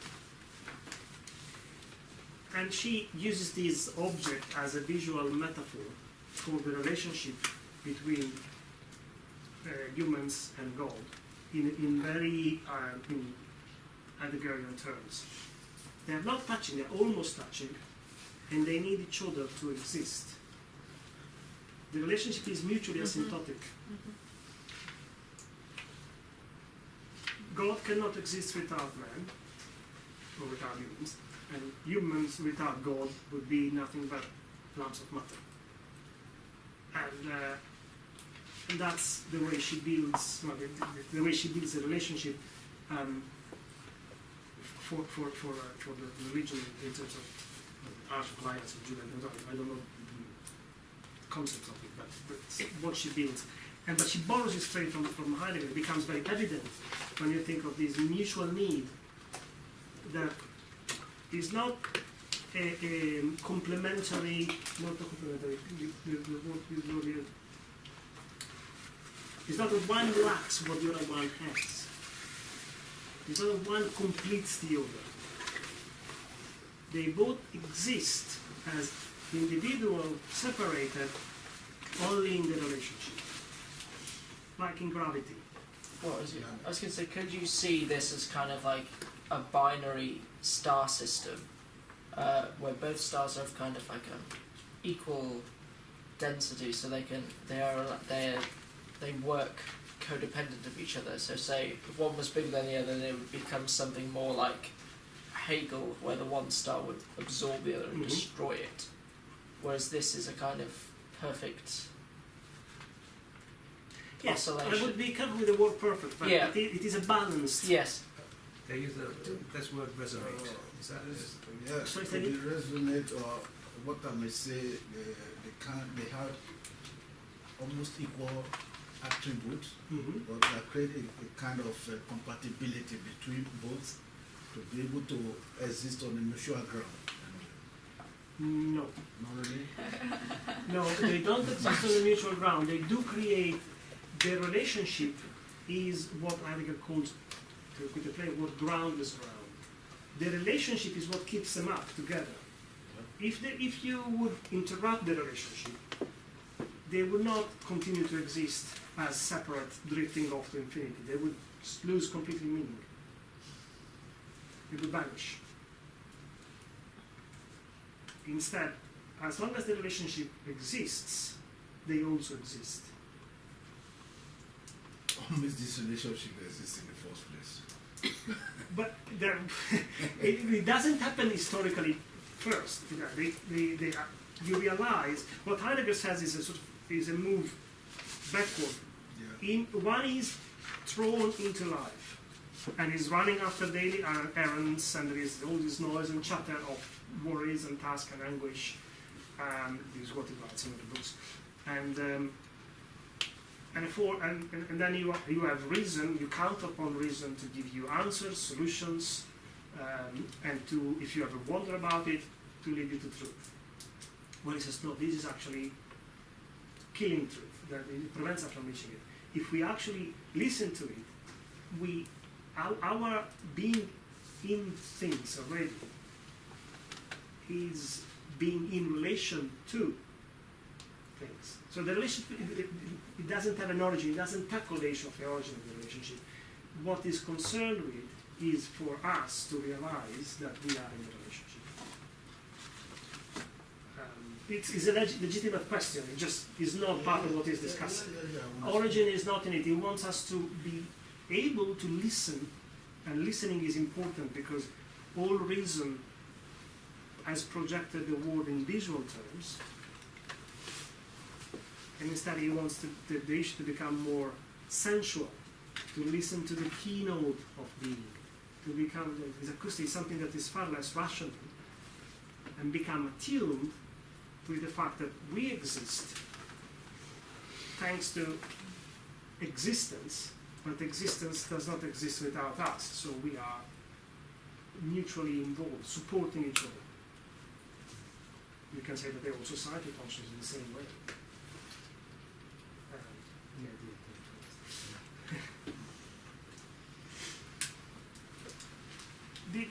Did it work? I mean, this is a very dense, difficult text, but it is a pivotal text from which a lot of other things that happen afterwards borrow, interpret. There is a backlash against this kind of attitude now, but it's very superficial. You can Is still it no surprise that this comes before the 60s and the whole kind of sort of hippie culture, this sort of thing? Is that borrowed from this? No, I wouldn't think so directly, at least. Why do you say the 60s? Just because there's this sort of idea of Holistic. people being more aware of each other and supporting each other in relationships. Modern controversy. It would be, I mean, imagining Heidegger as a proto-hippie would be hard to conceive, but because he was an extremely straight character and thinker, and also very right-wing, at least in the past. He had this kind of problem even before the war. He started working, the first big book he publishes in 1928, Big and Time, so obviously it's not directly related to the 60s per se. You might notice that there is no mention of desire, which instead in the trends of thinking in the 60s was very, that period anyway, very powerful. But you can never exclude one thing entirely. So the issue of being in tune with might resonate as far as that, and vice versa. He's thinking strictly inside abstract concepts of philosophy. He's not paying attention to anything that is directly social. But certainly, you can draw. It makes sense what you're asking. This is why I'm trying to articulate the I question. think it's very social. It's very social. It will become very social, but he's not building it from social issues. But so would the kind of counter-arguments to this today be things like object-oriented ontology? Yes.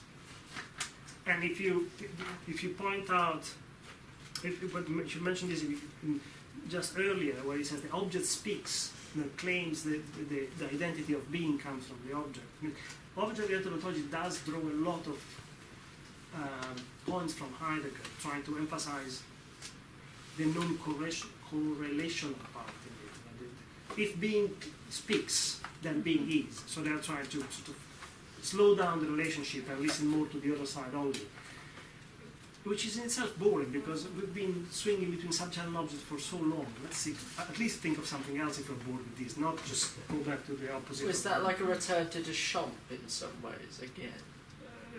Yes, or it's a going back in general. Yeah. Some go back to Deschamps, some go back to the Pre-Raphaelites, some go back to nature, some go back to the fact that nature must exist even if we are not here to look at it, and so forth.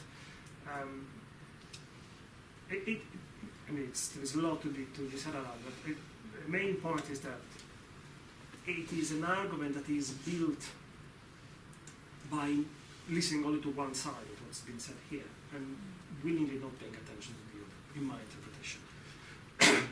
I also have a question. Does Heidegger see identity as a changeable thing? Because there are so many in between. No. I don't think. Now, Or is it again, it singular? doesn't say. Yes, it doesn't say. It does that identity does not change, but it speaks of an authenticity in this form of identity he's proposing. And So you can learn more about identity, but you can't change it. You can experience it to a greater depth. Yes. So. So the interpretation that follow will take the relationship as much more generative that he does, and therefore will say that the relationship will generate identities Identity is plural. in plural, but not by Heidegger. Uh-huh. Later in Foucault, Foucault. mostly, for Okay. example, all gender questions, anything that is built on identity after Heidegger, generally see the relationship as generative and creative. There is a lot of attention to creativity of yourself, creativity in society. Therefore, the artistic and the epistemological become merged. But for Heidegger, it is a matter of being able to silence a noise that prevents them from hearing the real truth. So, on that sense, he is still playing the old game. Yes, because But identity is you get to the changeable. real truth not by this linear, deterministic process, Mhm. by that leap where you let go of that, let go of rationality, and open up to this epiphanic moment of realizing that this actually is. I mean, sometimes you might think that you're contemplating something to the point that it starts vibrating in front of you. Realize that it actually exists. Its existence becomes active. It's not that it's moving or doing anything, but you really realize that it is there. It is. You know? Protons I mean, and unless neutrons are you're still having a very going. stoned experience, then that's what Heidegger is talking about. But if you look in the physics of everything, protons and, Yes, and yes. neutrons are always moving. But it's not that he's referring to. Uh-huh. So that's the abstract knowledge was Yeah, Heidegger's yeah. referring to the experience, isn't it? Yeah. It's the authentic experience. The authentic experience is when you really feel it. You know because you feel it. You don't know because you've measured it. The physicist knows that it happens, whereas Heidegger knows that it happens. Exactly. In all capital letters. We do the same next week because it's dense and we only got through part of it. But Johnny should be back next week, so we're hearing from a completely different type again. And it's going to be fun. Thank you very much.